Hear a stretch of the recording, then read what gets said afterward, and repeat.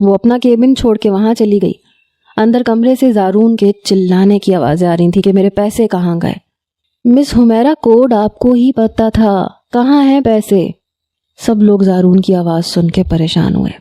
سب کی نظروں سے بچتے میں حمیرہ کے کیبن میں آ گئی اور اپنے پرس میں سے پیسے نکال کے اس کی دراز میں رکھ دیے اور واپس اپنی جگہ پہ آ کے بیٹھ گئی۔ زارون اپنے کمرے سے باہر آیا تو بہت غصے میں تھا۔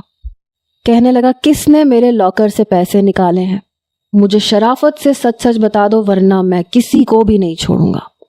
حمیرہ رو رہی تھی جب زارون نے اپنے ایک امپلائی سے کہا کہ وہ حمیرہ کے کیبن کی تلاشی لے۔ جیسے ہی اس کے کیبن کا دراز کھلا تو اس میں سے پیسے رکھے تھے۔ حمیرہ رونے لگی کہ اسے نہیں پتا کہ یہ پیسے اس کے دراز میں کیسے آئے، مگر زارون نے اسے کھڑے کھڑے نوکری سے نکال دیا۔ میرا راستہ صاف ہو چکا تھا کیونکہ زارون حمیرہ کی جگہ مجھے دے چکا تھا۔ اب اس کا ہر کام میں کرتی تھی، اس کے ساتھ میٹنگ پہ بھی میں جاتی تھی اور ہمارے بیچ بے تکلفی بڑھنے لگی، اور وجہ میں تھی۔ میں خود اسے متاثر کرنا چاہتی تھی تاکہ وہ مجھ سے محبت کرنے لگے، میری محبت میں پاگل ہو جائے، اور پھر میں اس سے اپنے بھائی کا بدلہ لے سکوں۔ میرے اس ارادے سے دار جی بے خبر تھے، میں نے کسی کو کچھ نہیں بتایا تھا۔ ایک بار ہم میٹنگ پہ گئے تو زارون میٹنگ میں مصروف تھا۔ میں بہانہ کر کے ریسٹورنٹ سے باہر آ گئی۔ اس کی گاڑی کے ٹائر سے ہوا نکال دی، اتنی کہ وہ گاڑی آدھے گھنٹے بعد رک جائے، کیونکہ آدھے گھنٹے کی مسافت کے بعد سنسان راستہ تھا۔ مجھے معلوم تھا کہ موسم مونسون کا ہے، موسم کے تیور میں دیکھ چکی تھی۔ اپنا کام کر کے میں واپس ریسٹورنٹ میں آ کے بیٹھ گئی۔ میٹنگ کے بعد زارون کہنے لگا، چلیں ہانیہ، میں آپ کو آپ کے گھر چھوڑ دوں، لیکن میں چاہتی تھی کہ دیر ہو جائے۔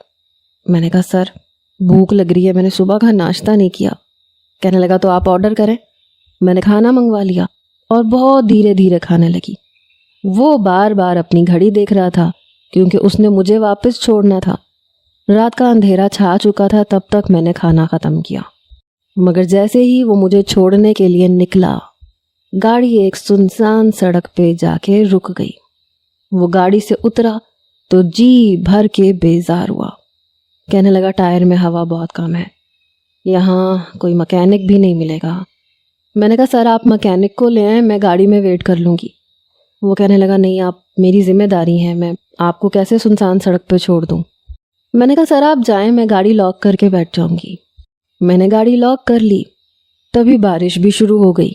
وہ اپنا کوٹ اتار کے گاڑی میں ہی رکھ کے گاڑی